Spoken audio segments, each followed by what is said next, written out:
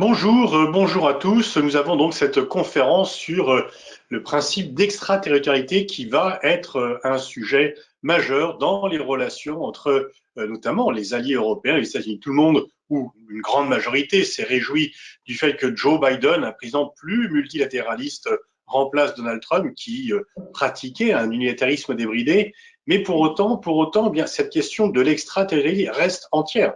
Et il ne faut pas oublier que c'est lorsque Barack Obama, considéré comme multilatéraliste, était président, que la BNP a été condamnée à 9 milliards d'amendes de la part du département de la justice américaine et que Alstom a reçu des coups de boutoir qui ont conduit à son démantèlement et par des moyens tout à fait frauduleux et à sa mise sous tutelle par General Electric.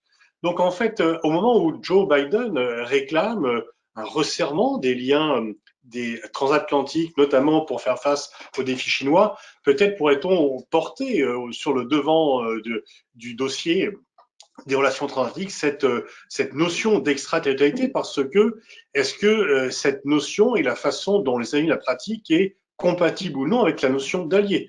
Finalement, ce n'est ni la Russie ni la Chine qui pratiquent cela, qui nous interdisent de commercer avec tel ou tel État ou qui font des amendes, même nous mettent à l'amende, ce qui n'est pas tout à fait une relation d'alliés. Et donc, on voit quand même que c'est un sujet central et c'est un sujet qui commence à être évoqué, mais qui, je crois, doit être encore plus. Et donc, je me félicite personnellement qu'il y ait de plus en plus de voix qui mettent cela sur le devant de la table, sur le devant de la scène, et des travaux qui soient publiés, qui est une réflexion collective. Parce que, effectivement, si nous avons besoin de l'allié américain, eh bien, celui-ci doit nous traiter comme un allié, et lorsqu'il pratique à ce point l'extraterritorialité, force est de reconnaître qu'il nous traite comme un subordonné. Et en fait, ceci fait débat parce qu'il y a déjà quelques temps, peu après l'élection de Biden, il y avait une réunion dans une instance de l'État des différents patrons de think tank, et j'avais un peu dit cela en disant quand même le sujet majeur à aborder avec le président Biden et les États-Unis, c'est quand même l'extraterritorialité qui est un peu contradictoire avec le principe de l'alliance. Et un de mes collègues a dit ah, mais non, ça on peut pas en parler, ça va braquer les Américains. Je pense que ce n'est pas une bonne approche de la situation. Une fois encore, avec un allié, on doit pouvoir tout se dire, mettre les choses sur la table et parler comme de véritables partenaires et non pas comme un élève par rapport à son maître. Voilà, merci à tous les quatre intervenants qui ont accepté de prendre la parole. Je vais disparaître et donner tout de suite la parole à Sylvie Matelli qui va animer ce débat. Merci de votre attention. Merci beaucoup Pascal, merci à nos intervenants ce soir, merci aussi à tous les participants. Vous êtes actuellement 263, mais le nombre de participants ne cesse de monter, ce qui conforte l'idée évoquée par Pascal que c'est un sujet qui intéresse et qui intéresse y compris le grand public, même si c'est un sujet parfois un petit peu technique. Donc nous allons essayer de décrypter tout cela aujourd'hui, tout en se questionnant sur est-ce que au fond l'élection de Joe Biden peut changer la donne. Alors, pour recadrer et resituer un petit peu ce webinaire et ce séminaire ce soir, l'IRIS a créé en 2019 un programme qui s'appelle Géopolitique et entreprise et qui avait pour objectif de réfléchir à toutes les implications en fait géopolitiques de l'activité des entreprises et à l'inverse, à la manière dont la géopolitique pouvait impacter sur les entreprises.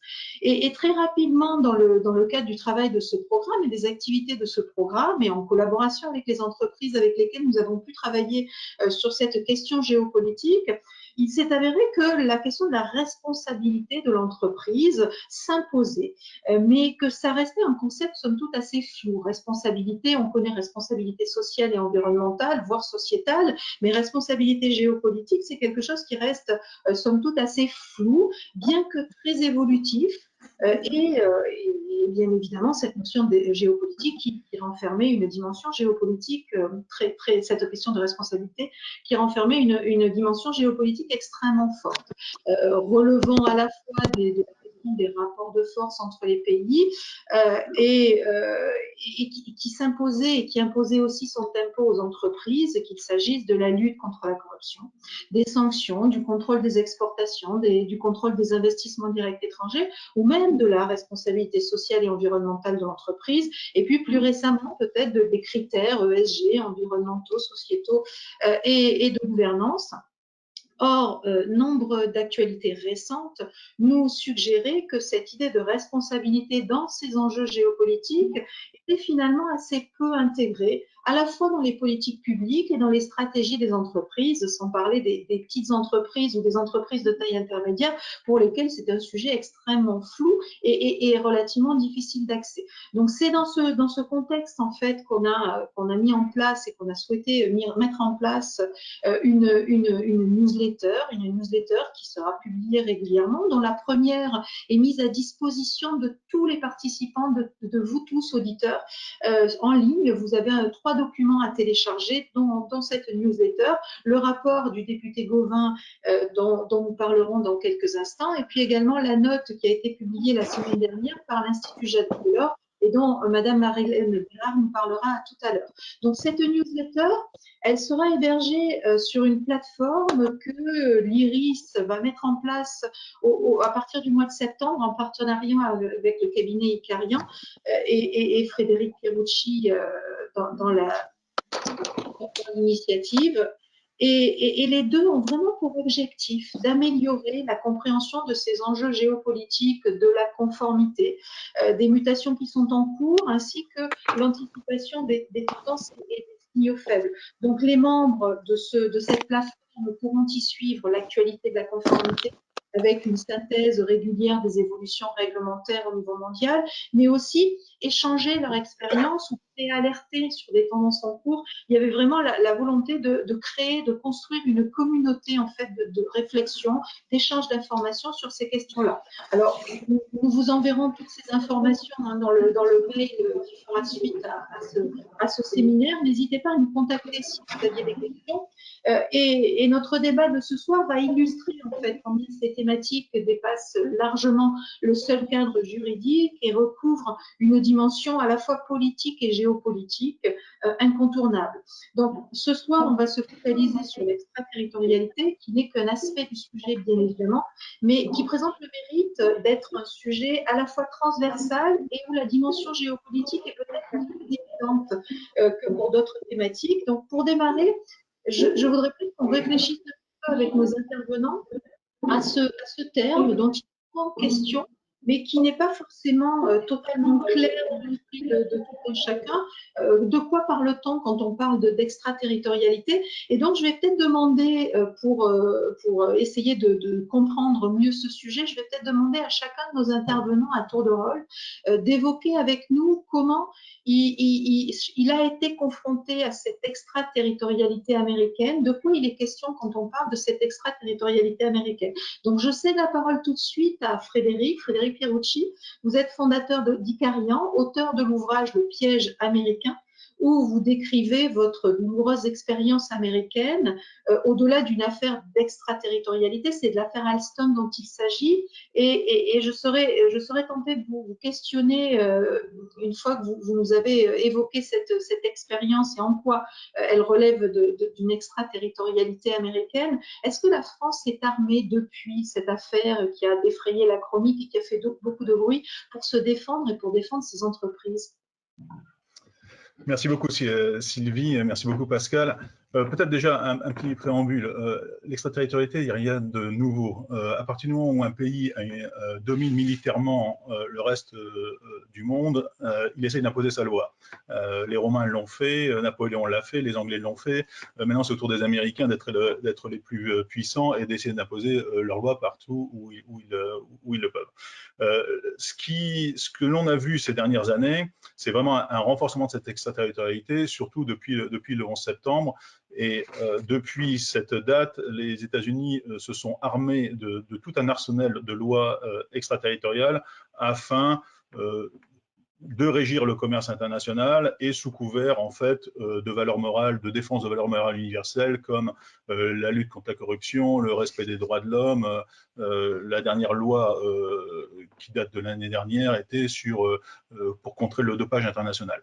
Donc en fait, ils ont tout un arsenal de lois La plus visible et celle qui nous a impacté le plus étant le Foreign Corrupt Practices Act, qui est la loi américaine contre la corruption, et puis bien sûr la loi sur le respect des embargos décrétés par les États-Unis, donc tout ce qui est OFAC et sanctions. Donc, si on prend l'ensemble de ces lois américaines, les entreprises françaises ont payé à peu près 14 milliards de dollars d'amende au Trésor américain ces 10 dernières années.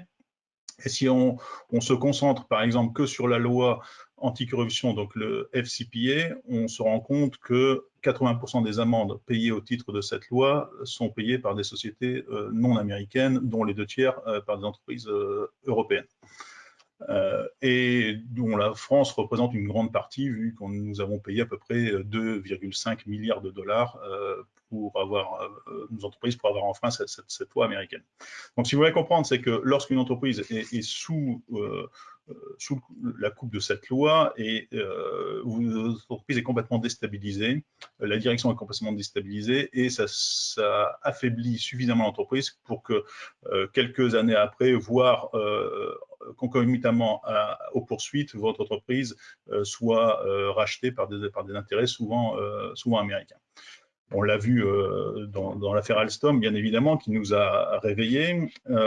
Avant Alstom, les Anglais avaient subi le même genre d'attaque avec British Aerospace et avaient réagi en créant leur propre loi, le UK Bribery Act, pour protéger leurs intérêts et aussi pour essayer de contrer le département de justice et la Security Exchange Commission sur des actions sur leurs entreprises. Donc, nous avons réagi plus tard, donc nous avons réagi en 2016, suite à l'affaire Alstom qui a fait beaucoup de bruit. Et effectivement, nous avons créé la loi Sapin 2 pour protéger les entreprises françaises.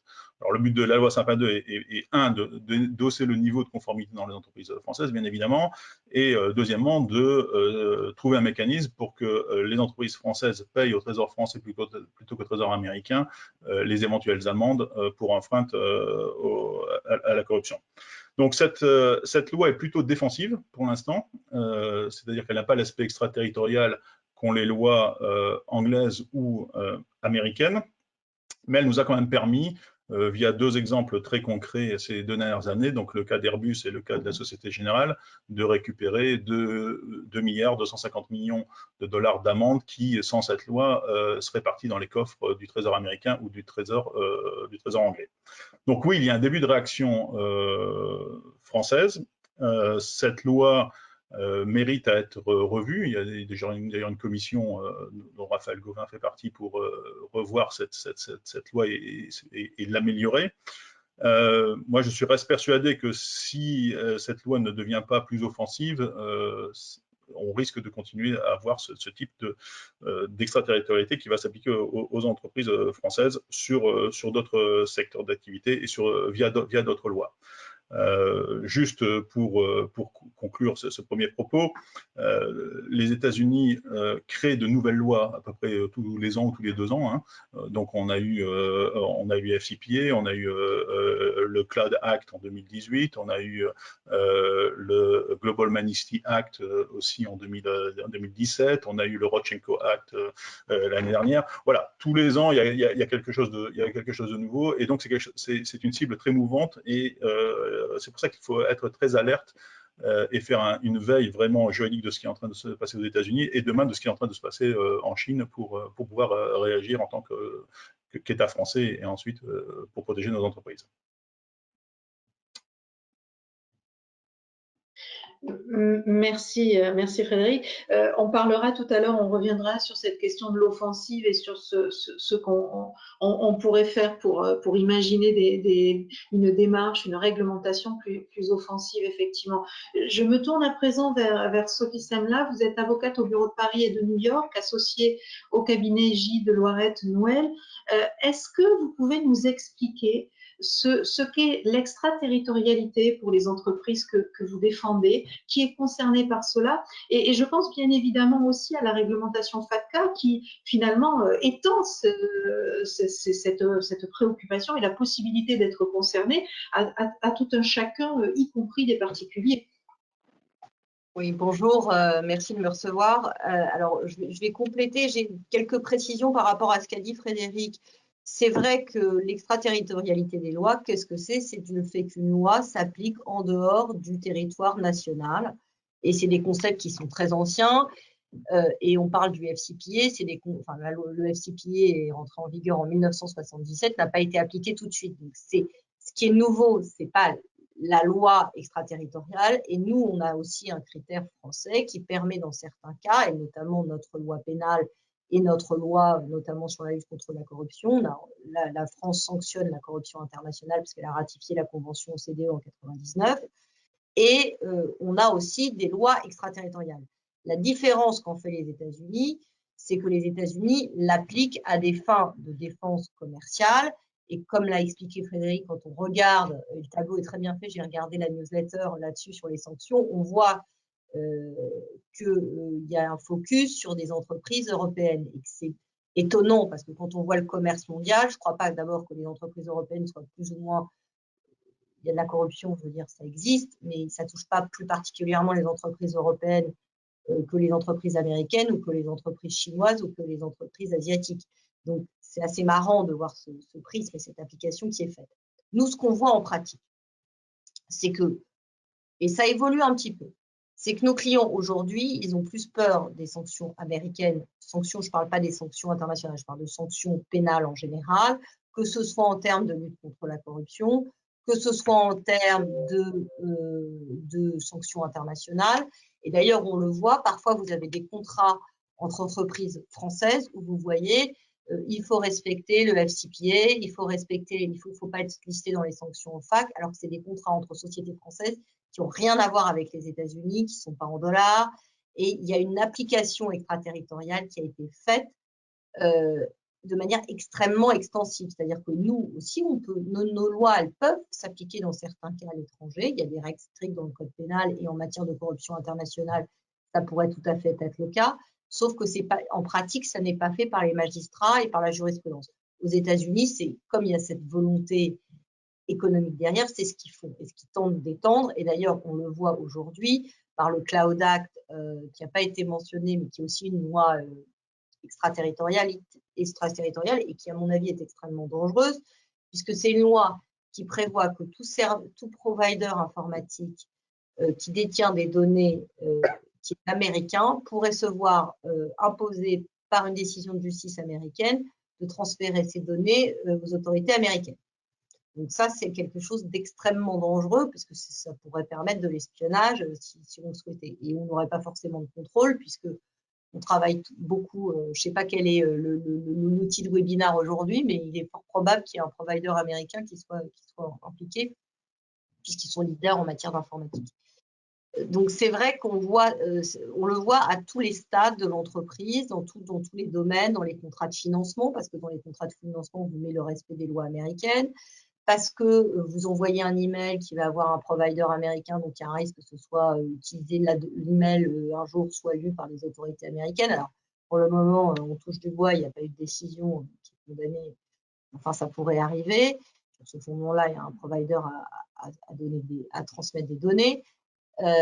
Donc, c'est vrai que c'est l'interprétation qui en est faite. C'est pas les lois américaines plus que les autres. Alors, plus que les autres parce qu'ils sont leurs lois, et puis parce que c'est une menace pour l'entreprise, c'est-à-dire qu'une entreprise entre les États-Unis où beaucoup d'entreprises travaillent et ont des liens avec les États-Unis sont plus impliquées qu'un petit pays au fin fond de l'Afrique où il y a moins de chances qu'il y a moins gros clients pour eux, on va dire.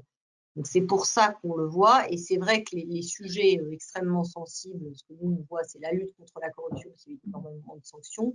Ce que vous dites, les sanctions au fax que vous mentionnez, Sylvie, où effectivement, en plus, qui évolue énormément, et notamment, on l'a vu sur l'Iran avec des entreprises qui, à la suite des accords, se sont implantées en Iran, puis comme le gouvernement Trump est revenu sur cet accord et a réimpliqué les sanctions américaines pour sortir d'Iran avec des conséquences économiques considérables, et puis parce que ça change tous les jours, les sanctions, ce qui se passe avec la Chine. Et je ne suis pas très positive, mais on en reparlera tout à l'heure sur ce que va faire l'administration Biden, parce que quand on voit ce que disent les experts américains sur la question, je pense que la répression va se renforcer et notamment en matière de lutte contre la corruption et de sanctions.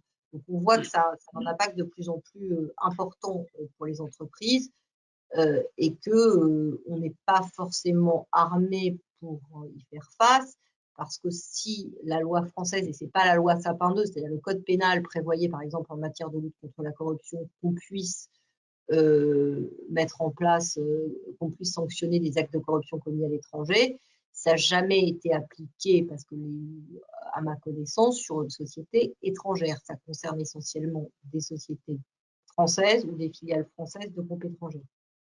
Donc, on pourrait le faire, mais il n'y a pas cette volonté. À mon sens, il n'y a que l'Europe, mais ça, je pense que Raphaël Gauvain vous l'expliquera, mais c'est dans ce cadre-là qu'on pourrait être plus fort, et c'est le sens un peu on en parlera ultérieurement, mais c'est vrai que c'est un vrai sujet. Merci Sophie. Alors, on voit l'extension du périmètre de l'application de cette extraterritorialité américaine. Pour que les choses soient peut-être claires pour nos auditeurs, dans un premier temps, cette extraterritorialité, elle s'est appliquée à la lutte contre la corruption, et c'est vrai qu'avec le prétexte ou l'argument américain qui était de dire mais vous avez signé la convention de l'OCDE, vous ne la faites pas respecter, donc il faut bien qu'on se défende puisque vous ne respectez pas vos engagements. Alors, à la limite, c'était un argument qui pouvait s'entendre et qui a conduit un certain nombre de pays à mettre en place un certain nombre de textes. Simplement, ce qu'il faut bien réaliser, c'est que progressivement, avec l'extension du périmètre de cette extraterritorialité, on voit les États-Unis poursuivre des entreprises pour non-respect de règles qui sont purement américaines. C'est le cas dans le domaine des sanctions, et vous avez évoqué les sanctions iraniennes, où au fond, on est sur un accord que respectent et que souhaitent continuer à respecter les Européens. Les Américains en sont sortis et ils ne comprennent pas que les entreprises européennes puissent continuer à faire des affaires avec un pays avec lequel ils se sont brouillés et sur lequel ils ont déchiré l'accord qu'ils avaient pu signer. Donc on est vraiment dans ce domaine, et c'est vrai que lorsqu'il s'agit ensuite du contrôle des données au travers du Cloud Act, la question de la taxation également des personnes américaines ou d'autres éléments, la validité de cette extraterritorialité peut être posée. Et on s'aperçoit, comme vous l'avez dit tous les deux, que cette extraterritorialité devient un instrument à la fois de politique étrangère, mais aussi de biais à la concurrence internationale que pourtant défendent officiellement les États-Unis. Alors justement, ça fait le lien, et je m'adresse à présent à vous, monsieur le député. Donc, Raphaël Gauvain, vous êtes député de Saône-et-Loire, membre de la commission des lois de l'Assemblée nationale, et vous avez publié en juin 2019 un rapport à la demande d'Édouard Philippe, alors Premier ministre, sur la question de la souveraineté de la France et de l'Europe, rétablir la souveraineté de la France et de l'Europe et protéger nos entreprises des lois et mesures apportées extraterritoriales, excusez-moi.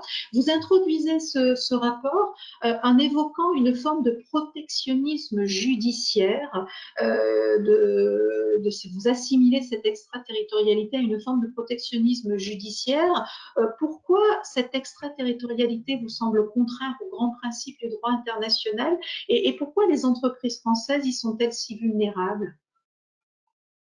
Alors, mais je crois que la définition de l'extraterritorialité a été parfaitement donnée par Frédéric et Sophie. Et l'extraterritorialité, c'est quoi? C'est une force de projection pour les Américains, et c'est les Américains qui imposent à l'ensemble du monde leurs droits, leurs règles. Et c'est là où ça contrevient à un principe essentiel des relations internationales, qui est le principe de la souveraineté. Et c'est là où ça porte atteinte à notre souveraineté, puisque l'exemple iranien que vous avez donné illustre parfaitement ça, c'est-à-dire que du jour au lendemain, les Américains décident que non seulement les entreprises américaines, mais les entreprises dans le monde entier, notamment les entreprises européennes, n'ont plus le droit de commercer avec l'Iran. Du jour au lendemain, ils décident ça. Et les entreprises européennes se retrouvent un peu entre le marteau et l'enclume. D'un côté, leurs propres droits et leur gouvernement et les pouvoirs publics français et européens qui leur permettent de commercer avec l'Iran, et de l'autre côté, les Américains qui leur interdisent, avec à la clé des sanctions extrêmement importantes. Et ce que vous venez de dire est assez intéressant, c'est-à-dire que la grande différence qu'il y a avec ce qu'on avait connu, la vague qu'on avait connue sur la corruption, c'est qu'en matière de corruption, la condamnation des actes de corruption, c'est quelque chose qui existe en droit américain, mais également en droit français. C'est-à-dire que les entreprises françaises ou européennes qui commettaient des actes de corruption, elles se mettraient en travers de la loi en France comme aux États-Unis. Et là, avec cette vague qui concerne les sanctions, et nous, c'est l'analyse qu'on a fait dans notre rapport, et c'est quelque chose qui recouvre la très grande majorité des auditions qu'on a pu faire, c'est que tout ce qui concerne les sanctions, le véritable danger, ce qui est devant nous, c'est la problématique des sanctions. Avec la loi Sapin 2, donc en 2016, la France avait réussi à retrouver sa souveraineté judiciaire. Frédéric a évoqué les affaires Société Générale ou Airbus, où là, on a vu que dans ces affaires, les pouvoirs publics français étaient dans la boucle, c'est eux qui procédaient aux investigations, les pièces étaient données au pouvoir public français, il n'y avait pas de fuite des données, etc. Et puis qu'au bout du compte, l'amende a été partagée entre les pouvoirs publics français et les pouvoirs publics américains et anglais pour l'affaire Airbus. Mais ce qui est devant nous, c'est la problématique des sanctions. Et donc, qu'est-ce qu'il faut faire par rapport à ça? C'est la grande question. Je crois que sur le constat, il y a une grande unanimité, et même je pense qu'il y a une véritable prise de conscience, que ce soit en France ou en Europe, et notamment la crise sanitaire a permis de remettre au centre du jeu les problématiques de souveraineté. Et on pourra y revenir, mais je pense que notamment avec l'affaire Nord Stream 2, il y a au niveau européen cette prise de conscience. Et donc maintenant, ce qu'il faut, c'est que en France comme en Europe, on mette en place, comme les États-Unis, on mette en place, au-delà de cette volonté politique commune de défense de notre souveraineté face à cet impérialisme américain, il faut qu'on mette en place un certain nombre d'outils au service de cette politique de souveraineté ou d'indépendance. Alors, il faut qu'on le fasse au niveau français. Moi, on pourra y revenir en détail, mais je faisais un certain nombre de propositions dans le rapport, notamment la réforme de ce qu'on appelle la loi de blocage, mais il faut le faire aussi au niveau européen. Et c'est sans doute au niveau européen, avec la mise en place, mais pour ça, il faut qu'on arrive à mobiliser l'ensemble des Européens sur cette question, mais que là aussi, on mette en place un certain nombre d'outils, notamment la réforme du règlement de 98 ou 96, je me souviens plus, mais qui était alors la loi de blocage, donc la blocking statute au niveau européen, et qui avait permis. À l'époque, c'est intéressant cette histoire de blocking statute parce que à l'époque, donc c'était en 1996, c'était un peu au tout début de cette vague qui montait de l'extraterritorialité, qui avait commencé en réalité avec l'administration Clinton au lendemain de la chute du mur. Et en 1996, l'administration Clinton, des démocrates, avait mis en place des nouveaux outils au service de cette extraterritorialité, des sanctions qui concernaient Cuba. Et à l'époque, l'Europe était unie, avait su répondre politiquement en mettant en place ce blocking statute. Alors, avec beaucoup d'imperfections, parce que en réalité, c'est un outil juridique qui est très, très difficile à mettre en place et qu'il faut sans doute réformer. Mais en tout cas, à l'époque, il y avait eu cette réponse politique unanime de l'Europe. Et la conséquence de cette adoption de ce règlement de 96, de ce blocking statute, ben, c'est que les Américains avaient reculé. Et que les sanctions qui avaient été mises en place, adoptées par le Congrès et l'administration Clinton, après cette adoption par les Européens de manière unanime de ce règlement de 96, eh bien, les Américains avaient reculé. Et donc je pense ce qu'il faut, c'est qu'on retrouve en France comme en Europe ce qui est cette mobilisation et qu'on adopte, encore une fois, qu'il faut, pour en revenir en détail, mais il faut qu'on réforme, il y a des réformes importantes qui doivent être menées dans notre droit, mais c'est surtout, il faut porter cette question au niveau européen. Et j'espère que la présidence française, à partir de janvier prochain, cette question de l'extraterritorialité, de cette défense de la souveraineté française et européenne sera au menu et qu'on arrivera à adopter des instruments au service de cette politique d'indépendance ou de souveraineté. Merci. Et justement, c'était intéressant, vous avez fait le lien entre congrès et administration, parce qu'effectivement, l'extraterritorialité, elle est souvent portée, en tout cas la volonté de défendre des intérêts américains est souvent portée par le Congrès américain, mais c'est également du côté de l'administration et du côté de l'exécutif et du président, et donc la couleur du président ou l'engagement du président en faveur soit de l'approfondissement et de l'augmentation de cette extraterritorialité ou au contraire de l'assouplissement est extrêmement important.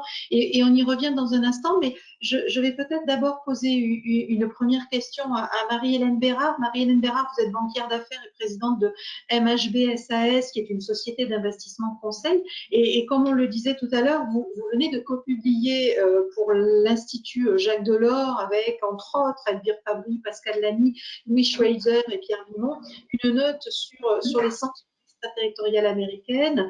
Vous posez une question, vous avez dit autonomie stratégique. Alors moi, justement, j'ai envie de vous poser cette question. Quel est le lien entre cette question de l'extraterritorialité américaine et de cette sur laquelle tentent de s'engager les Européens depuis 2016, on va dire? Alors, vous avez tous parfaitement raison. Le problème se pose évidemment au niveau européen et il est totalement irréaliste de croire qu'un des États membres de l'Union, à lui tout seul, pourra résister à l'extraterritorialité américaine. Je crois qu'on n'en est plus là.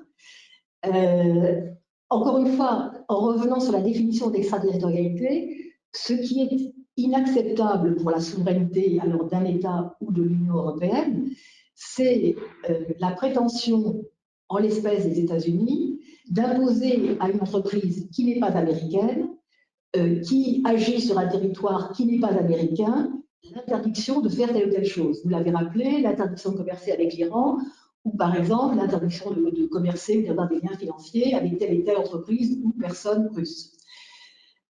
Et ça, c'est vraiment une question de souveraineté. Alors, M. Gauvin disait, on a réussi en 1996, bien sûr, on était moins nombreux. La question aujourd'hui est beaucoup plus difficile à faire, disons, un accord des 27 pays membres aujourd'hui est plus difficile à obtenir sur ces questions, encore que, comme vous l'avez rappelé, les Allemands, qui n'étaient pas très partants ces derniers temps, le deviennent bien davantage ces derniers jours, puisque l'une des attaques américaines récentes porte sur ce tuyau, enfin ce grand pipe qui passe sous la Baltique, qui transporte du gaz liquéfié depuis la Russie jusqu'à l'Europe en évitant la Pologne, enfin, en évitant d'abord l'Ukraine et en évitant la Pologne, arrive directement en Allemagne et se répartit ensuite en Europe. Et donc, au nom d'un argument de sécurité nationale qui est dans leur propre législation, les États-Unis vont sanctionner, pour l'instant menacent de sanctionner, les entreprises, y compris européennes, mais russes évidemment, mais y compris européennes, qui participent, et il y a des Françaises, il y a des Allemandes, qui participent à la construction de ce tuyau, qui d'ailleurs au demeurant est presque achevé, il reste quelques petits bouts à poser. La prise de conscience donc se fait. Les gens ont envie maintenant de se rassembler, de réfléchir aux mesures que l'on pourrait, nous-mêmes, Europe, j'allais dire opposer à la fois des mesures défensives et des mesures offensives à cette extraterritorialité américaine. encore une fois, la France toute seule, ça n'aurait pas de sens. Je veux dire, on peut faire des choses, mais il faut vraiment arriver à les construire à Bruxelles, au niveau européen. Ce que nous avons fait au sein de l'Institut Jacques Delors, c'est précisément d'essayer d'énumérer un certain nombre de mesures, parce que nous ne sommes pas démunis du tout. Je veux dire, on a déjà des choses qui existent en termes de législation européenne, à des mesures précises qui pourraient tout à fait servir au moins de dissuasion aux mesures américaines qui s'imposent à nous. Et je voulais juste revenir sur un point, mais je crois que c'est celui que vous voulez aborder maintenant. Indépendamment de la couleur républicaine ou démocrate du président américain, la pression du Congrès américain et notamment du Sénat, qui a fait des sanctions extraterritoriales américaines son arme préférée de politique étrangère, cette pression, elle existe. Donc, ceux qui pourraient imaginer que parce que c'est Biden, ça va être plus facile, se trompent complètement. Les sanctions Nord Stream viennent d'être reconfirmées par Joe Biden. Et l'autre chose aussi, qui est un risque qu'il faut que nous évitions, qui est de penser qu'une entreprise, même une grande entreprise, pourrait négocier toute seule avec l'OFAC américain ce qu'on appelle des waivers, des possibilités de faire telle ou telle chose en bilatéral. On n'a jamais rien obtenu comme ça. Je veux dire, on se met en position de faiblesse et c'est tout. Donc, prenons des mesures au niveau européen.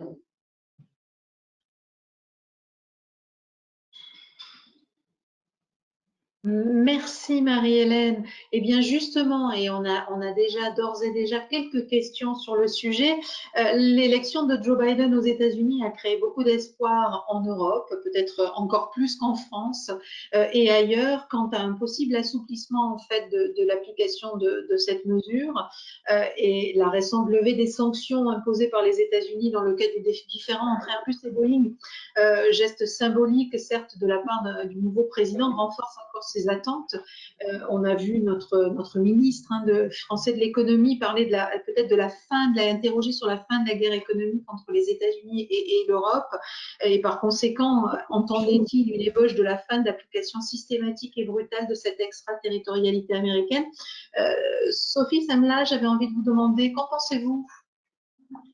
Alors moi, je pense que c'est un peu naïf de penser, et je suis tout à fait d'accord avec Madame Brérard, je pense que l'administration Biden ne va rien changer. D'ailleurs, en ce qui concerne, par exemple, la lutte contre la corruption, la lutte contre les sanctions internationales, on voit qu'il y a une volonté de renforcer, contrairement à ce qu'on a pu croire, il y a eu quand même un léger assouplissement des sanctions du temps de l'administration Trump. Notamment, 2020 n'a pas été une année, il y a eu une condamnation de Goldman Sachs, mais il n'a pas été une année très fructueuse pour les États-Unis en matière de répression de la corruption. Et on voit qu'il y a une volonté de renforcer. D'ailleurs, le département, le DOJ a renforcé ses effectifs. On voit qu'il y a une volonté très claire et très affichée de renforcer les sanctions, notamment avec la mise en œuvre d'un dispositif. Vous savez que la SEC, l'équivalent de l'AMF américain, a un dispositif de lanceur d'alerte qui incite les gens contre rémunération à dénoncer les infractions. C'est aussi pour ça que le système américain fonctionne bien, et qu'ils ont lancé une loi qui va renforcer considérablement ce dispositif de lanceur d'alerte.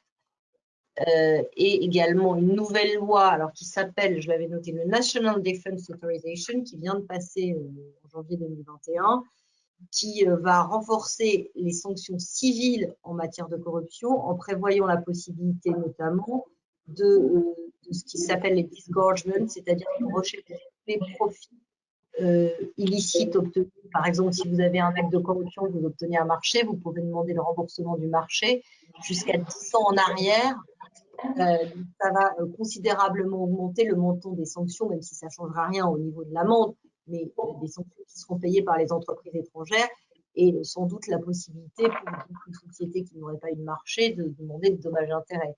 Donc ça, c'est des choses qui sont assez préoccupantes, et on voit, et sur les sanctions sur le Nord Stream 2, on voit bien que l'administration Biden, et je parle sous le contrôle de Raphaël Gauvain, mais ne se positionne pas du tout comme au contraire, pas du tout de volonté d'abaisser les sanctions. En plus, il y a un jeu géopolitique qu'on voit avec la Chine qui commence à imposer des sanctions dont la France peut être l'objet d'ailleurs de l'Europe.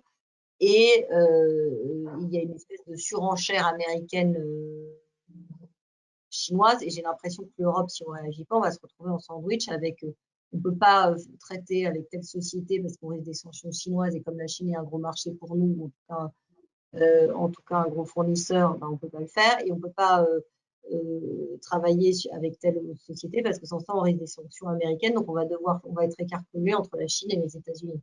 Donc je pense que c'est pas, il y a un positionnement, et quand vous lisez tous les analystes, tous les spécialistes considèrent qu'il y aura un renforcement des sanctions en général en matière financière pénale, et que ça aura forcément alors ça, ils ne traitent pas de l'extraterritorialité, mais ça aura forcément un impact pour les sociétés étrangères, avec en plus cette guerre économique chino-américaine dans laquelle l'Europe se trouve un peu prise en sandwich.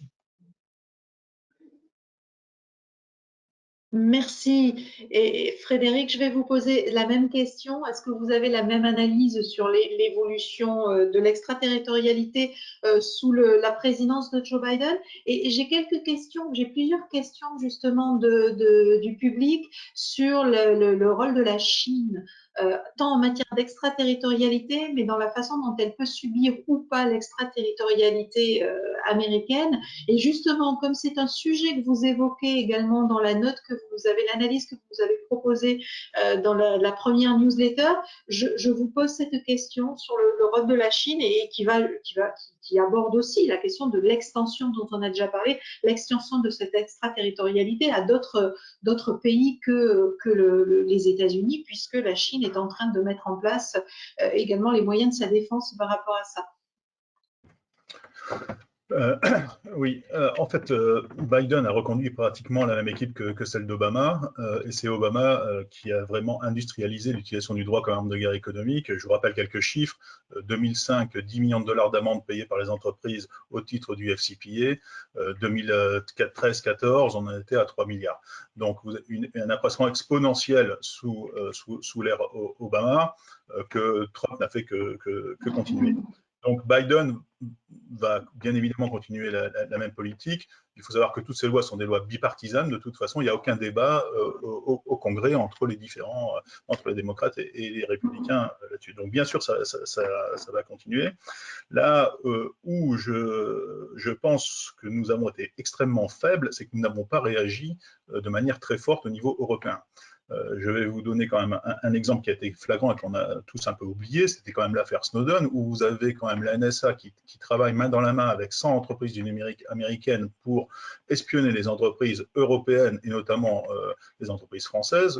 Toutes les entreprises françaises qui négociaient des contrats au-dessus de 200 millions de dollars étaient systématiquement sous écoute de la NSA, avec l'aide d'ailleurs du BND allemand, donc des services secrets allemands, qui n'ont pas toujours été très respectueux de la solidarité européenne sur ces sujets-là. Et conclusion de tout cela, il n'y a eu aucune amende pour les entreprises américaines qui avaient enfreint les multiples lois européennes, bien évidemment en faisant de l'espionnage massif, non seulement d'entreprises, mais aussi de citoyens européens.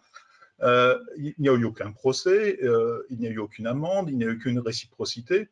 Imaginez un peu l'inverse, des entreprises européennes qui auraient espionné des Américains sur le sol américain, qui auraient espionné des entreprises américaines sur le sol américain. Je pense que là, nos entreprises auraient été bannies à vie du marché américain, des financements européens, des financements américains, etc. etc. Donc l'Europe a été extrêmement faible sur ces sujets-là. L'extension à 27, bien évidemment, n'a pas favorisé cette réponse européenne. J'entends ce que Mme Bérard dit. Bien évidemment, dans un monde idéal, la solution serait européenne. Malheureusement, les Américains sont très très bons pour jouer la zizanie entre les différents pays européens. Vous voyez que, ne serait-ce que sur le Nord Stream 2, plus vous allez vers l'Est, avec les nouveaux pays qui ont été intégrés dans l'OTAN, plus ils sont bien évidemment extrêmement atlantistes, sans parler de l'Allemagne qui a quand même un passé extrêmement atlantiste. Donc pour l'instant, j'espère que les Allemands vont changer, mais en tous les cas, pour l'instant, ils n'ont pas réagi de manière à la hauteur des enjeux européens, et ça se comprend pour d'autres raisons économiques et géopolitiques. Mais pour l'instant, il n'y a pas eu d'unité européenne sur ces sujets-là. Demain, la Chine va réagir. La Chine a commencé à être attaquée bien plus tardivement que les pays européens. La première fois que les Chinois ont été attaqués de manière vraiment substantielle par les États-Unis, ça a été en 2017-2018 avec les affaires d'abord de ZTE et en fait ensuite de Huawei sur la 5G. Et donc, les Chinois, par contre, ont réagi extrêmement rapidement. Le 13e congrès du parti, en mai 2020, a décidé que la Chine allait aussi se fourbir de tout un arsenal de lois à portée extraterritoriale, que ce soit sur le contrôle des exportations, respect des embargos et anticorruption. Donc, la première loi chinoise sur la partie export control a été votée le 1er décembre 2020 et maintenant en vigueur. Donc, nous, Européens, si nous ne réagissons pas rapidement, effectivement, comme l'a dit Sophie, on va se retrouver pris en sandwich entre les lois extraterritoriales américaines et les lois extraterritoriales chinoises. Le pire serait bien évidemment qu'ils se mettent d'accord tous les deux à un moment sur notre dos, ce qui n'est pas inenvisageable dans l'absolu. Donc, il y a urgence, il y a vraiment urgence à faire quelque chose. Le problème, c'est que nos entreprises se retrouvent souvent très seules devant ces dilemmes. Et nos entreprises sont enclins à transgresser les lois européennes pour répondre aux demandes américaines. Et c'est là le problème. On a parlé de la loi de blocage avec Raphaël Gauvain. Effectivement, la loi de blocage interdit aux entreprises françaises de transmettre des informations à des autorités étrangères dans le cadre de poursuites, mais les entreprises préfèrent violer cette loi de blocage dans l'espoir d'atténuer leur amende aux États-Unis. Et donc, comme il n'y a pas vraiment de sanctions en Europe et en France pour enfreinte à la loi de blocage, bien évidemment, ça ne décourage pas les entreprises. Mais plutôt que de punir les entreprises françaises, de punir les entreprises européennes parce qu'ils enfreindraient des lois européennes pour faire plaisir aux Américains, il vaudrait mieux rendre la monnaie de leur pièce aux États-Unis. Les États-Unis est un pays qui ne comprend que le rapport de force. Et si nous continuons à avoir une position défensive, on n'arrivera pas à se faire respecter. Comme l'a dit Raphaël, à l'époque, sur Cuba, on avait réussi à se faire respecter en leur imposant aussi une réciprocité. On a eu la même chose sur les lois contre les ententes commerciales. Et, on a réussi, il y a 25 ans, aussi à mettre des amendes d'entreprises américaines, ce qui a réussi à rééquilibrer le rapport de force. Pour l'instant, on est très timide en Europe en termes de réciprocité. Alors, j'ai bien lu le rapport que Madame Bérard vous avez écrit et je suis ravi de voir que dans ce rapport, il y a beaucoup de propositions extrêmement offensives pour répondre. Et je pense que c'est vraiment dans cette direction-là qu'il faut aller. Par exemple, sanctionner aussi tout un pan d'industrie américaine qui en réciprocité des attaques sur nos entreprises européennes, faire en sorte que l'État se substitue à l'entreprise parce qu'on ne peut pas laisser l'entreprise seule face au département de justice ou au département d'État, au département du commerce américain. Donc, il faut qu'il y ait une certaine, effectivement, aide de l'État et que cela se discute au niveau européen, États-Unis, ou au moins au niveau France et États-Unis. Merci. J'ai une question, une double question de Denis Verret, que je salue par ailleurs, qui nous dit: la meilleure attaque n'est-elle pas la défense? Compenser les victimes européennes. Alors justement, je me tourne vers vous, monsieur le député, et puis ensuite je poserai la même question à vous, madame Bérard. Que faire? Doit-on agir à un niveau national ou à un niveau plutôt européen? Monsieur le député. J'ai envie de vous répondre les deux, ou en même temps. Il faut évidemment que l'échelon européen est la meilleure des réponses, mais il faut aussi adapter notre droit français, et puis sans doute aussi que la France, sur ces questions, parce que je pense que les questions de souveraineté, c'est là où il y a la plus grande sensibilité sur ces questions-là, qu'on fasse un peu le ménage devant notre porte, et que la modification ou les réformes qu'on pourrait conduire en France servent ensuite d'exemple, qu'on puisse ensuite les porter au niveau européen. Donc, en France et en Europe, la réponse, elle doit avoir lieu, oui, en France et en Europe. Juste pour revenir et pour rebondir sur le thème essentiel, hein, sur cette histoire de est-ce qu'en réalité c'est une bonne nouvelle que le retour des démocrates et l'arrivée de Joe Biden, je crois qu'on partage tous la même analyse. C'est vrai qu'avec l'arrivée de Joe Biden, et d'ailleurs ça avait été souligné par le ministre de l'économie, il y a eu des signes encourageants. Et je peux même vous dire, parce que la Saône-et-Loire, et en tout cas la côte chalonnaise, a été directement impactée par ces signes positifs. Il y a eu une levée des sanctions, notamment concernant l'activité viticole et la taxation des vins français. Donc les viticulteurs sur la côte chalonnaise étaient très contents de ce signe des Américains. Mais il ne faut pas se méprendre. On a rappelé tout à l'heure l'affaire de Nord Stream 2. Nord Stream 2, les sanctions sur Nord Stream 2, sous l'administration Trump, il y avait des projets de loi qui étaient déposés par les démocrates. Et c'est l'administration Trump, qui avait bloqué. Et ça a été aussi rappelé par Pascal Boniface dans son introduction, et Frédéric également l'a rappelé, le moment où il y a eu véritablement cette industrialisation et l'utilisation massive de l'arme extraterritoriale, c'est sous l'administration Obama, après la crise financière de 2008. Et les plus fortes condamnations, elles sont intervenues sous l'administration Obama. Et l'utilisation de l'extraterritorialité comme une arme contre les entreprises européennes, c'est sous l'administration Obama. Et l'affaire Alstom est à cet égard parfaitement illustrative de ce que peuvent faire les Américains, de cette utilisation sous les bons auspices de la lutte contre la corruption, en réalité, cette utilisation détournée pour attaquer les entreprises européennes et acquérir, avec ce qui s'est passé avec General Electric, des véritables entreprises de prédation de l'activité économique des entreprises européennes. Donc, ne nous y trompons pas, il faut que, mais je pense que là encore, ça fait l'unanimité et que on a passé ce cap d'une certaine naïveté en Europe, en France comme en Europe, mais ce qu'il faut maintenant, c'est ce que je vous disais tout à l'heure, c'est qu'il faut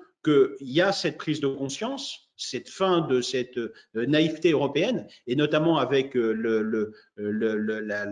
cette guerre économique, hein, où l'Europe se retrouve prise en étau entre les États-Unis et la Chine, qui en décembre dernier a adopté tout un train de mesures pour renforcer elle aussi son extraterritorialité.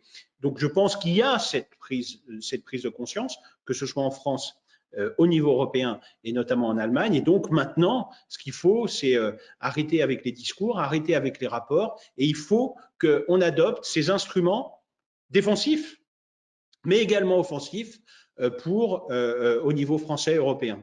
Et notamment, vous avez rappelé, juste pour terminer rapidement, la loi Sapin 2. La loi Sapin 2 contient des dispositifs offensifs pour permettre à nos juges d'aller rechercher des actes de corruption commis à l'étranger par des sociétés étrangères, et notamment, peut-être, par des sociétés américaines. Mais depuis 2016, il n'y a pas eu un dossier qui concerne l'application de ce caractère extraterritorial de la loi française. Il n'y a pas eu un dossier qui a été ouvert en France contre une entreprise étrangère. Et donc, c'est aussi là-dessus qu'il faut qu'on travaille. des instruments à titre défensif, mais également des instruments à titre offensif, et qu'on mette en place ces différents outils, encore une fois, au service de cette politique d'indépendance, de souveraineté français comme européen. Merci, monsieur le député. Vous répondez à plusieurs questions qui nous ont été posées. C'est pourquoi nous n'appliquons pas ou nous ne transposons pas l'extraterritorialité? Donc, elle existe, mais nous n'allons pas jusqu'au bout et nous ne l'appliquons pas. Je me permets également de rappeler. Est-ce que je peux juste rajouter quelque chose? Notamment la réforme de la loi de blocage, enfin c'était pour vous dire, mais la question qui est posée, c'est mais pourquoi on n'adopte pas, etc., etc. C'était normalement au menu des discussions, notamment du Parlement, cette réforme de la loi de blocage française. Donc ce premier échelon, ce premier pas, parce qu'il faut bien commencer, mais ça aurait dû être au menu des discussions à l'Assemblée nationale en 2020. C'était prévu par le gouvernement et notamment Bruno Le Maire avait prévu de déposer un projet de loi sur ce renforcement de la souveraineté et donc de cette modification de la loi de blocage. Mais malheureusement, vous savez ce qui s'est passé ou ce qui se passe depuis un an avec cette crise sanitaire et le calendrier a été totalement bouleversé. Peut-être que dans les mois qui viennent, enfin j'espère, qu'on pourra mettre à l'agenda parlementaire, notamment ce qui est l'un des instruments, mais notamment cette modification et ce renforcement de la loi de blocage, pour ensuite la porter au niveau européen. Et j'espère que aussi la présidence française sera l'occasion de mobiliser, mais c'est vrai que c'est plus compliqué aujourd'hui avec l'Europe qu'il y a 25 ans, parce qu'on est beaucoup plus nombreux, mais que ce sera la présidence française sera l'occasion de mobiliser les Européens sur cette question et encore une fois d'adoption de nouveaux outils au service de cette politique d'indépendance ou de souveraineté. Tout à fait. Alors, je vous cède la parole dans 30 secondes, Madame Bérard, simplement pour rappeler, et Frédéric y a fait allusion au tout début de son propos, que quand on regarde un petit peu ces 20-30 dernières années et la façon dont se positionnent en fait les administrations, qu'elles soient démocrates ou qu'elles soient républicaines, c'est vrai qu'on a une tendance à mettre d'abord, à mettre en avant dans l'administration démocrate les intérêts économiques du pays, alors qu'on est beaucoup plus sur des intérêts stratégiques et militaires dans le cas des républicains, en tout cas sur les dernières administrations. Et de fait, ces intérêts économiques, eh bien, l'extraterritorialité et l'application des sanctions, des réglementations et des lois américaines vient comme un instrument de la guerre économique, mais vient aussi pallier d'une certaine mesure la volonté de moins intervenir à l'extérieur militairement parce que ça coûte extrêmement cher, alors que l'extraterritorialité, ça peut rapporter beaucoup et vous l'avez tous souligné. Alors, Marie-Hélène Bérard, je vous laisse peut-être répondre. Que peut-on faire et doit-on le faire à un niveau national ou plutôt à un niveau européen? Je voulais juste revenir sur une question qui nous a été posée. Pourquoi nous-mêmes ne pratiquons-nous pas l'extraterritorialité en rétorsion? Alors, je crois que ce serait une très grave erreur, parce qu'on se bat pour dire que l'extraterritorialité est totalement contraire au droit international, et en l'occurrence aussi au droit européen. Donc, faire nous-mêmes de l'extraterritorialité au nom de, par exemple, la sécurité européenne, je crois que ce ne serait pas une bonne chose. En revanche, être offensif, c'est-à-dire, par exemple, comme on le propose, interdire aux responsables de sanctions extraterritoriales d'entrer sur notre territoire, par exemple, interdire aux entreprises, par exemple américaines, qui pratiquent l'extraterritorialité, de souscrire de concourir pour les marchés publics en Europe, faire la même chose pour les banques, pour les différentes émissions d'emprunts, à la fois des banques centrales nationales et de la Banque centrale européenne.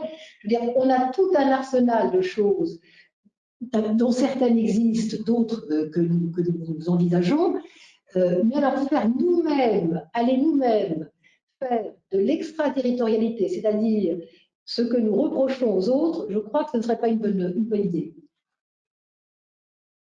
Merci beaucoup. Donc, on va passer tout de suite. Alors, j'ai déjà pris quelques questions du public, ça rentrait bien dans nos débats, mais on va passer exclusivement aux questions du public parce qu'elles s'accumulent, elles sont très nombreuses et je n'aurai jamais le temps de toutes les poser. Je cède néanmoins tout de suite la parole à Philippe Laurier qui participe aussi de ce projet de newsletter et de plateforme. Peut-être pour nous poser la première question, Philippe. Est-ce que vous êtes là? Bonjour, je ne sais pas si vous m'entendez. Très bien, Philippe, et on vous voit même. Écoutez, c'est parfait. Oui, j'avais envie d'inaugurer un petit peu les questions, de les lancer en tout cas, en me projetant vers l'avenir, à la fois l'avenir planétaire, ce qui va arriver pour les prochaines années, puis peut-être aussi des sujets de webinaires à venir prochainement, avec des scénarios de dissémination de ce thème de l'extraterritorialité. Alors la dissémination, elle peut être géographique. Sophie Sebla et puis Frédéric Pierucci ont parlé de l'Asie, de la Chine, qui vont répliquer un petit peu potentiellement l'attitude américaine, peut-être qu'ils pourront en reparler, mais également y ajouter une dissémination thématique. Est-ce qu'il n'y a pas des nouveaux sujets? Parce que pour le moment, c'est le droit des affaires qui est surtout impacté, mais est-ce qu'il ne peut pas y avoir d'autres droits qui vont être demain impactés, et surtout s'il y a de nouveaux pays, ils vont apporter leur culture juridique ou autre. Mais par exemple, est-ce que les États-Unis ne vont pas aller plus loin dans l'instrumentalisation du droit de l'environnement, dont ils veulent devenir les champions?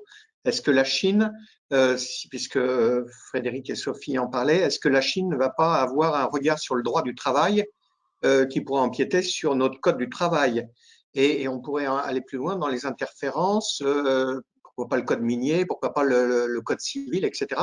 Jusqu'où est-ce que ça pourrait aller selon les différents types de pays et puis leurs intérêts respectifs? Qui est-ce qui veut répondre? Marie-Hélène et Monsieur Gauvin. Ah. Alors allez-y, Marie-Hélène.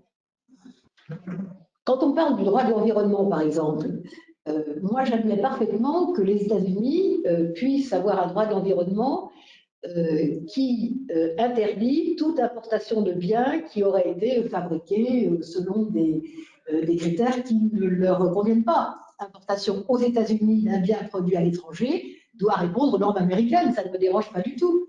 C'est pas ça qui est dérangeant. Ce qui est dérangeant, c'est quand on se mêle de faire de la vraie extraterritorialité, c'est-à-dire d'aller chercher des entreprises qui ne sont pas américaines sur des territoires qui ne sont pas américains et de leur imposer des normes qui sont américaines. Là, ça ne va pas du tout. Mais qu'un propre pays, ou que l'Europe, ou que la France, impose ses propres normes de protection des données de ces particuliers, ou bien de l'environnement, ou bien du droit du travail, ça fait partie de la souveraineté, de notre souveraineté. Frédéric? Oui, moi je pense qu'il faut d'abord qu'on fasse respecter notre propre droit sur notre propre territoire aux entreprises étrangères, que ce soit, j'ai parlé avant de parler d'extraterritorialité, mais qu'on se fasse respecter déjà sur notre propre territoire. On a parlé de l'affaire Snowden, il n'y a eu aucune poursuite alors qu'il y avait eu de nombreuses lois européennes qui avaient été enfreintes. On peut parler de l'arrêt Schrems 2 qui interdit le transfert des données personnelles maintenant vers les États-Unis suite. On peut parler du Cloud Act qui est en complète contradiction avec le RGPD européen et qui met les entreprises dans un conflit de loi. En fait, on ne peut pas être à la fois respecter le Cloud Act et respecter le RGPD, mais on continue, notamment la puissance publique, à passer des contrats à des entreprises américaines qui enfreignent nos propres lois. Donc, il faut peut-être avoir un discours un peu cohérent y compris dans une administration publique. Je vais vous donner, il y a beaucoup d'exemples, l'exemple du Health Data Hub, l'exemple de la BPI qui met les données des PGE sur les clouds Amazon qui sont soumis au Cloud Act américain, etc., etc., etc. Donc, il faut déjà un peu balayer un peu devant notre porte pour faire respecter notre propre droit sur le territoire français et sur les territoires européens. Ensuite, si on peut envisager effectivement de l'extension à d'autres règles, moi, ce qui me fait un peu peur, là, c'est ce qui est en train de se passer en Chine. La Chine a créé ce qu'on appelle le Corporate Social Credit System, c'est-à-dire qu'ils ont collecté toutes les informations sur toutes les bases de données, que ce soit publiques, donc que ce soit les tribunaux administratifs, les tribunaux de commerce, les douanes, les impôts, etc., et on donne une note à chaque entreprise qui est installée sur le territoire chinois. Donc une note un peu de RSE qui englobe, enfin RSE au sens extrêmement large. Et en fonction de cette note, vous avez soit des facilités administratives, soit des difficultés administratives, par exemple pour importer vos biens, etc. Si demain les Chinois décident d'étendre cette loi et de nous mettre une note à toutes les entreprises, notamment sur les bases des données qu'elles ont en Chine, mais sur les données mondiales, et qu'elles imposent des règles sur le territoire chinois en fonction de cette note mondiale, on risque d'avoir effectivement d'autres critères, qui vont être entrés en ligne de compte et auxquels les entreprises européennes vont devoir se conformer pour avoir accès au marché chinois. Parce qu'en fait, le gros débat là-dessus, c'est toujours ça. Le gros bâton, c'est ça. On vous interdit d'exporter aux États-Unis, on vous interdit d'utiliser le dollar. Demain, si les Chinois nous interdisent de fabriquer en Chine ou d'exporter en Chine, ou interdisent le renminbi, on va avoir un petit problème. Donc, c'est ça, et ça va bouger de manière extrêmement rapide. Les Chinois bougent rapidement, les États-Unis bougent rapidement. Je pense que nous, on a quand même beaucoup trop d'inertie en Europe, parce qu'il faut se mettre d'accord à 27 pour réagir sur ces propos-là. Donc je suis d'accord avec aussi Raphaël sur le fait de dire qu'il faut commencer déjà en France, à balayer devant notre porte, à faire ce qu'il faut faire en France et essayer de porter ce que nous faisons en France, comme nous l'avons fait avec le RGPD et d'autres lois, au niveau européen. Mais il faut que ça commence quelque part. Et en Europe, je pense qu'il n'y a qu'en France que ça puisse démarrer. Je ne vois pas d'autres pays qui sont aussi choqués par l'extraterritorialité américaine. Moi, je fais beaucoup de conférences dans beaucoup de pays en Europe, notamment en Allemagne. Il y a un gap culturel entre ce qui se fait en France. Des conférences comme ce soir sur l'extraterritorialité, il y en a toutes les semaines en France. Il y en a 2 ou 3 par semaine. En Allemagne, c'est quasiment une fois par an, et encore. Donc, voilà, je pense que la France a vraiment un rôle moteur.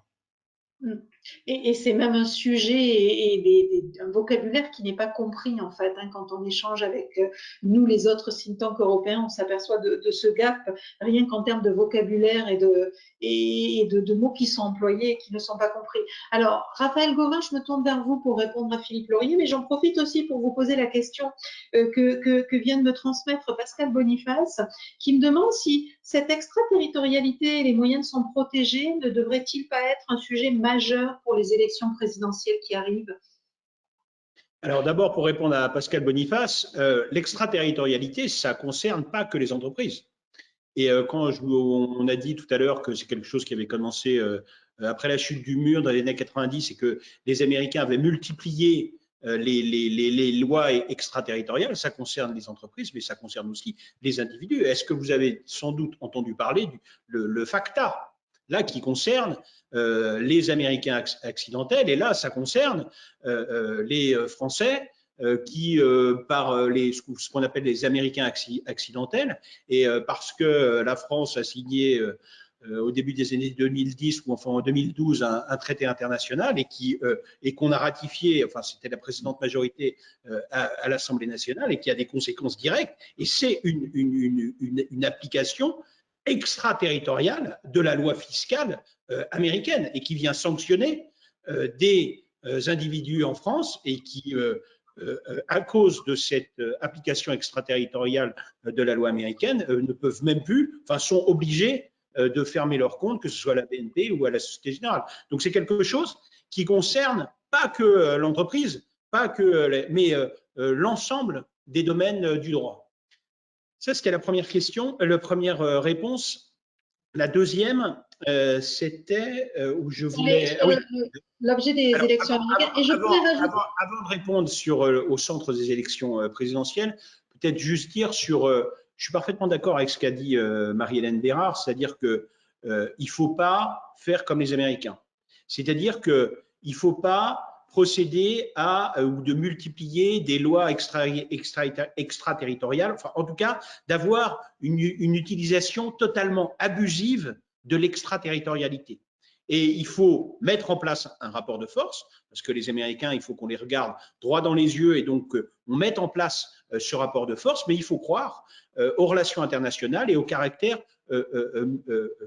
au multilatéralisme et à la mise en place d'un multilatéralisme et en tout cas à une gestion au niveau international des relations internationales comme des relations commerciales. Mais ça ne veut pas dire qu'il faut se fermer totalement la porte de donner à notre législation française comme européenne un caractère extraterritorial. Et d'ailleurs, c'est quelque chose que l'on ne fait pas. Vous avez évoqué le RGPD, c'est une parfaite illustration de ça, où on a le RGPD, c'est notre modèle de protection des données privées qu'on a exporté au monde entier. Et je peux vous dire que le RGPD est rentré en application, c'était en 2018, et que ça a été automatiquement mis en place et appliqué par les grands groupes américains. Et donc c'est bien, d'abord c'était la loi de 78, une loi d'inspiration française qu'on a portée au niveau européen et que ensuite l'Europe a porté et a imposé à l'ensemble du monde. Mais c'est bien une. Alors peut-être qu'on n'est pas d'accord sur les. On peut dialoguer là-dessus et débattre là-dessus. On n'est peut-être pas d'accord sur la définition, mais c'est bien une application extraterritoriale d'un droit, enfin du droit européen. Par contre, ce qu'il faut rejeter, c'est ce que vous avez dit tout à l'heure, c'est l'utilisation abusive, ce que font les Américains, et cette utilisation abusive de l'extraterritorialité. Et alors, j'en reviens à la dernière question. Est-ce que ce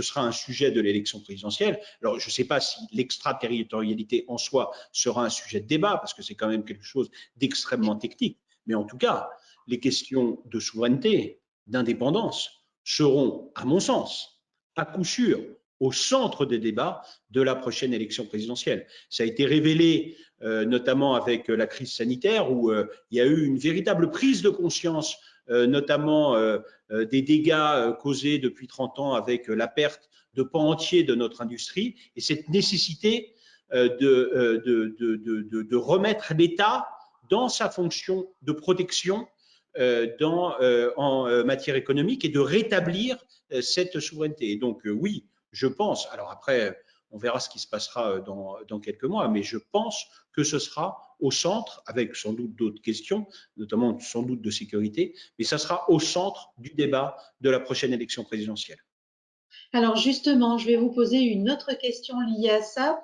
Nous, dans le domaine géopolitique et stratégique, on voit qu'il y a en France d'énormes clivages autour de la relation transatlantique, justement, et de la relation aux États-Unis entre ceux qui sont plus atlantistes que les autres. Et ça définit en fait un certain nombre de dossiers, tant de la relation à la Chine jusqu'à des dossiers plus spécifiques.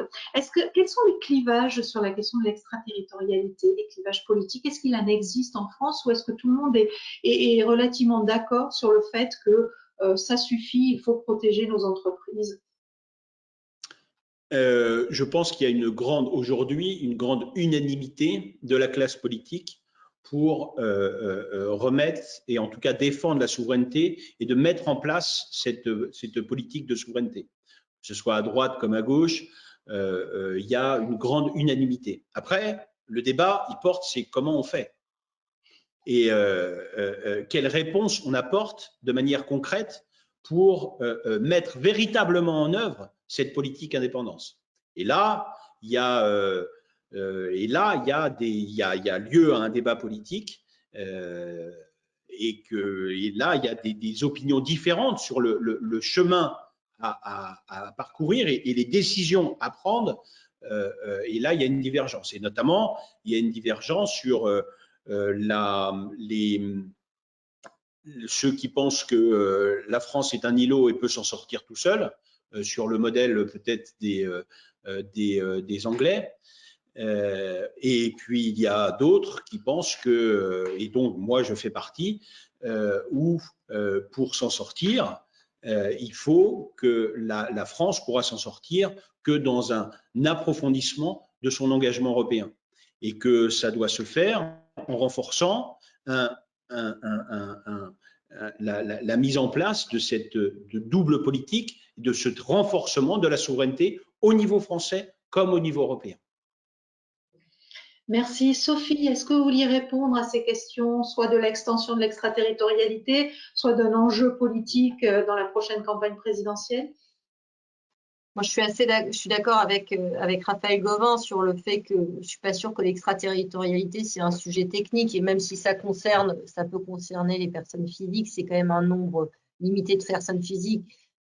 Et ça touche surtout les entreprises parce que les enjeux économiques sont plus importants que pour les personnes physiques. Les personnes physiques, il faut faire attention parce qu'on voit notamment en matière de lutte contre la corruption et les sanctions, tout ce qui est pénal, qu'il y a une volonté très affichée du Department of Justice américain de renforcer les sanctions contre les personnes physiques. Donc, ça aura un impact pour les personnes physiques, mais c'est des personnes physiques qui seront accusées d'actes aux États-Unis, répréhensibles aux États-Unis. Donc, c'est un nombre assez limité. Je pense que même le FATCA, ça touche un nombre assez limité de personnes. Donc, ça ne concerne pas, je ne pense pas que c'est un débat un peu technique, et on l'a vu, on parle de loi, on parle de solutions qui sont françaises, européennes. Donc, je ne suis pas sûre qu'en tant que tel, ce sera un débat, mais la souveraineté, c'est sûr que ça le sera, et il y a une prise de conscience qui est nécessaire. Moi, je pense que la solution, elle est au niveau européen, mais comme dit Raphaël, je pense qu'il faut appliquer les lois qui existent. Il y a des bonnes lois en France, et notamment, il ne faut pas hésiter à sanctionner sur la corruption une entreprise étrangère qui violerait la législation française en France, ou le RGPD, et on le voit d'ailleurs, il commence à y avoir des décisions qui sont rendues en matière de fraude fiscale. Donc, on voit, et ce n'est pas une application extraterritoriale, c'est une application en France de la loi française, mais qui concerne les sociétés étrangères. Ça, c'est une chose juste. Mais c'est un débat qui est extrêmement complexe, et c'est vrai que la France seule, à mon avis, n'est pas armée, parce qu'on est un tout petit pays à côté des États-Unis ou de la Chine, et que si on n'a pas au niveau européen une politique un peu commune, et que d'ailleurs ça marche très bien avec le RGPD, en matière fiscale, il y a quand même une volonté, les taxes sur les GAFA, etc. Alors, ce n'est pas un succès franc, mais il y a cette volonté politique, et qui peut être qu'au niveau, à mon sens, européen. Oui, c'est vrai que c'est un débat technique, mais voyez, à notre tout petit niveau de l'IRIS, à 7 heures tardives, alors qu'il a fait une belle journée, que c'est l'une des premières belles journées de la saison, on a encore 300 personnes qui nous écoutent. Donc, ça intéresse quand même, parce que je crois que, comme vous l'avez dit, monsieur le député, ça touche à des problématiques, certes techniques, mais beaucoup plus larges que la seule question de l'extraterritorialité. Alors, justement, j'ai une question sur l'Europe, peut-être qui vous est destinée, Marie-Hélène Bérard. Vous me direz, est-ce que la Commission européenne, qui est compétente en matière de commerce international, s'est d'une manière ou d'une autre saisie de ce problème? Qui est-ce qui souhaite répondre? Marie-Hélène? Il vous faut remettre votre micro.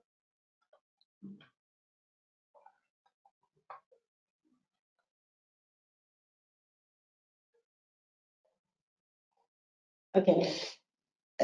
Oui, la Commission européenne s'en préoccupe, le Parlement européen s'en préoccupe, le Conseil européen s'en préoccupe. Pour l'instant, ce qui est en train d'être fait, c'est, comment dire,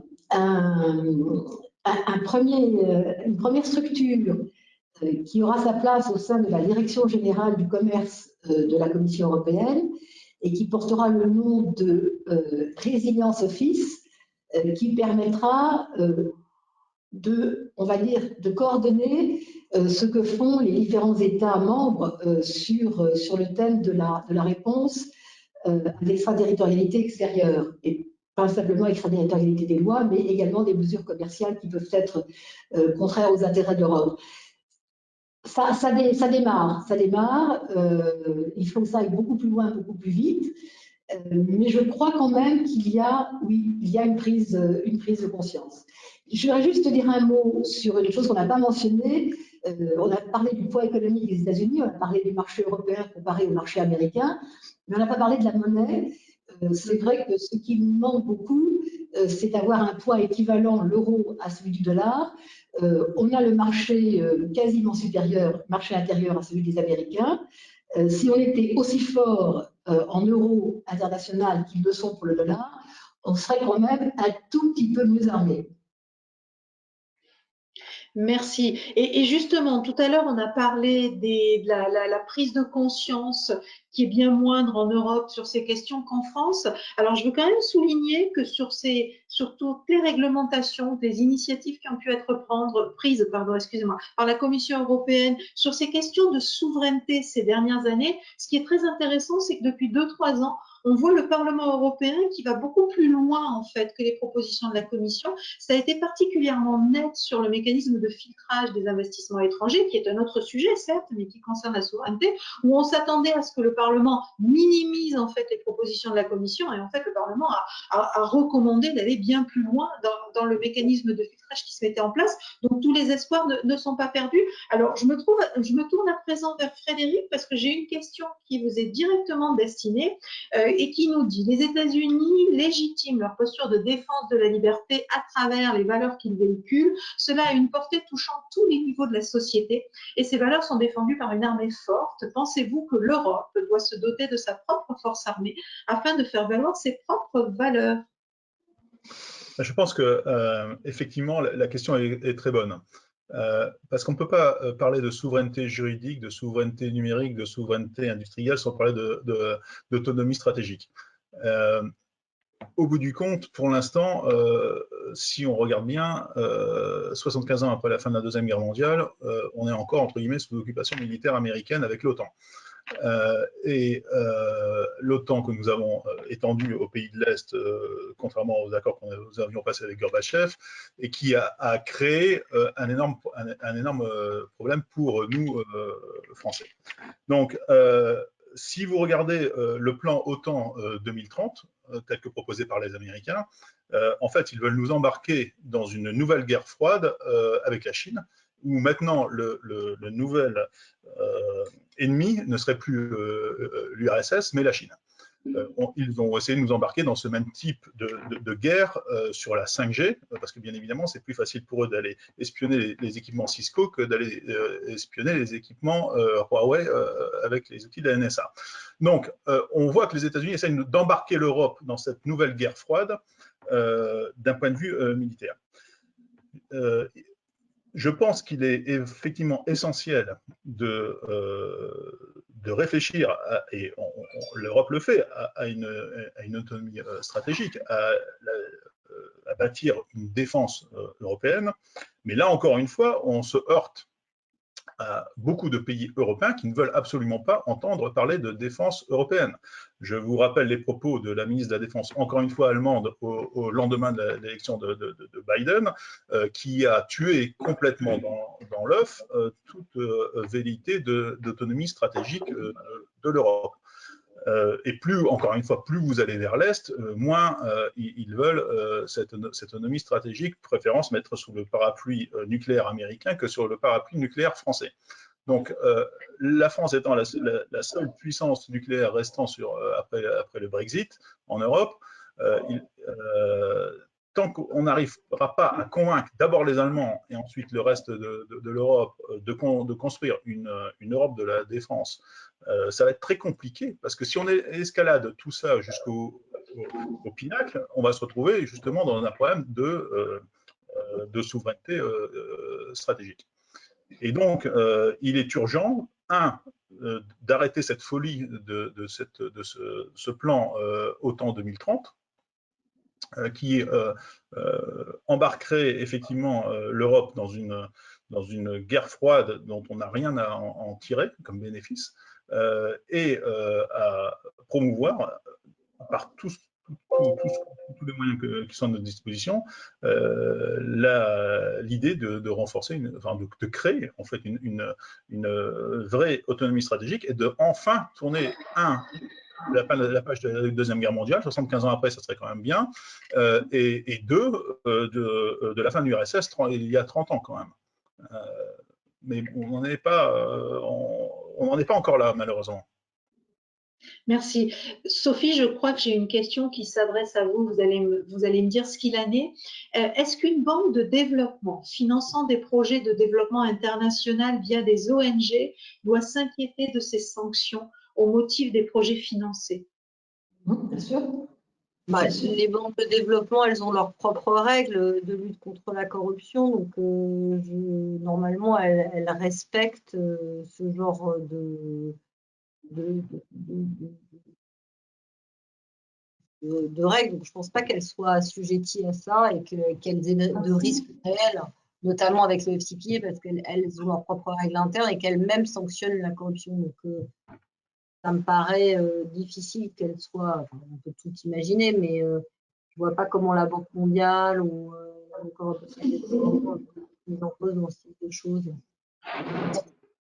Et sur les sanctions, bon, je ne sais pas comment ils pourraient.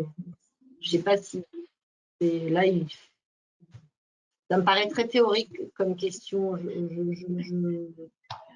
répondrai pas. Un peu plausible, mais je ne peux pas vous le dire parce que je ne sais pas si les dispositions américaines sur les sanctions s'appliqueraient à une banque de développement. Sur la corruption, je ne vois pas parce que je vous dis, elles ont leurs propres règles et que c'est quelque chose qu'elles fonctionnent. Je ne vois pas comment elles pourraient commettre des actes. Sur les sanctions, et puis certaines lois peuvent éventuellement s'appliquer à des banques de développement, mais pareil, il n'y aurait pas de volonté politique, enfin, ça me paraît quelque chose d'un peu extrême. Alors, merci beaucoup. J'ai encore énormément de questions et le temps passe, donc c'est l'heure de notre dernière question. Du coup, je vais prendre une question qui en résume plusieurs en réalité. Beaucoup de questions sont posées sur la Chine et finalement, est-ce qu'il y a des entreprises avec une question qui en résume qui en résume plusieurs? Est-ce que des entreprises chinoises ont déjà été poursuivies par les États-Unis au titre de l'extraterritorialité? Et la question qui va avec, c'est comment les Chinois se protègent-ils aujourd'hui de cette extraterritorialité américaine? Qui est-ce qui souhaite répondre? Je peux répondre si vous voulez. Frédéric, allez-y. Non, mais les Chinois ont été touchés sur la partie export control avec ZTE d'abord et ensuite Huawei. Et les Chinois ont répondu très rapidement. Alors, à la chinoise, hein, lorsque, à la demande du département de justice, les Canadiens auraient été la numéro 2 de Huawei, ils ont arrêté 3 Canadiens en Chine. Bon, c'est une méthode qui est un peu qu'on aura du mal à retransposer en Europe, mais voilà, ça a le mérite de répondre du loup à la bergère. Et ils se renforcent, comme on l'a dit avant, sur leur loi extraterritoriale. Ensuite, ce que font les Chinois et ce que font d'ailleurs les Russes, pour s'affranchir, Marilyn parlait du système SWIFT et du dollar, pour s'affranchir justement d'une partie de l'extraterritorialité américaine, à la fois les Russes et les Chinois, bien évidemment, poussent leur monnaie, créent leur monnaie digitale aussi, liée à leur monnaie fiduciaire, et aussi interdisent, par exemple en Chine, à partir de 2023, je pense que sur les ordinateurs des administrations publiques chinoises, il n'y aura plus de logiciel américain. Même chose côté russe, ils ont créé leur propre système SWIFT pour les échanges internationaux et de la même façon, ils bannissent en fait les GAFA, les GAFAM, pardon, de pas mal d'institutions. Donc, effectivement, eux répondent très fermement et très rapidement. Et d'ailleurs, certaines de leurs idées, on pourrait s'en inspirer. Je ne parle pas d'arrêter des Canadiens, mais je parle plutôt de la partie souveraineté numérique et avoir un grand plan du numérique en France où on donnerait un peu d'avantage aux entreprises françaises et européennes, l'équivalent d'un Buy American Act, mais en Europe pour créer l'équivalent des GAFA européens, ça serait, à mon avis, c'est plus qu'une nécessité. Merci beaucoup. Est-ce que l'un d'entre vous veut intervenir et donner des éléments complémentaires à cette dernière question? Non, peut-être en complément.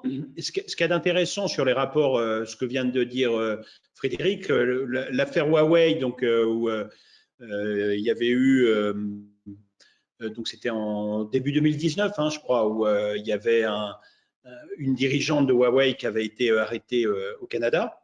Et effectivement, il y avait eu cette réponse extrêmement musclée de la part de la Chine. Mais en réalité, c'était la première fois que les Américains utilisaient l'arme de l'extraterritorialité contre les Chinois. Et d'ailleurs, c'est ça qui illustre parfaitement l'utilisation des Américains, notamment contre les Européens, de l'arme contre l'extraterritorialité. Parce que quand vous regardez en matière de corruption, alors qu'on sait ce qui peut se passer, notamment en Afrique, ce que font les Chinois avec certains dirigeants africains, en matière de corruption, il n'y a jamais eu de poursuite d'entreprises chinoises au titre du FCPA par les Américains, alors qu'il y a eu une utilisation plus qu'abusive contre les entreprises européennes. Et donc, ce qui montre bien cette utilisation, cette arme de l'extraterritorialité par les Américains contre les entreprises européennes. Merci. Donc, il est l'heure de nous quitter. J'avais encore une trentaine de questions et je m'excuse d'ores et déjà auprès de tous les auditeurs qui ont posé leurs questions. J'ai essayé d'en prendre autant que possible. Il y en a certainement certaines auxquelles on a répondu. Pascal Boniface voulait nous dire le mot de la fin. Donc, je lui cède la parole, Pascal. Merci Sylvie, bravo pour l'animation et merci aux intervenants pour la qualité de leurs propos. Ça a été un débat vraiment très stimulant. Alors je suis d'accord avec ce qui a été dit sur la plupart des choses et aussi sur le fait que évidemment l'extraterritorialité n'est pas un sujet grand public. Mais je crois que quand on met la question sur l'indépendance, la souveraineté, là les Français comprennent et je pense que les interventions des uns et des autres, les travaux qui s'additionnent un peu là-dessus et quelque part il y a la fin aussi d'une certaine naïveté que nous avons eu depuis quelque temps et qui fait corps et le moment d'un débat national pour savoir qui sera le prochain protecteur ou protectrice de la souveraineté nationale peut aussi être mis là-dessus. Effectivement, comme ça a été dit au cours de ces débats, avoir, c'est aussi peut-être à la France d'avoir là encore un effet d'entraînement au niveau européen. On sait qu'il y a des pays européens qui seront plus rétifs, mais d'autres qui peuvent être plus sensibles parce que là aussi certains se rendent compte que finalement, là, on les touche au porte-monnaie. Donc, merci à tous pour la qualité de ce débat qui a été extrêmement intéressant.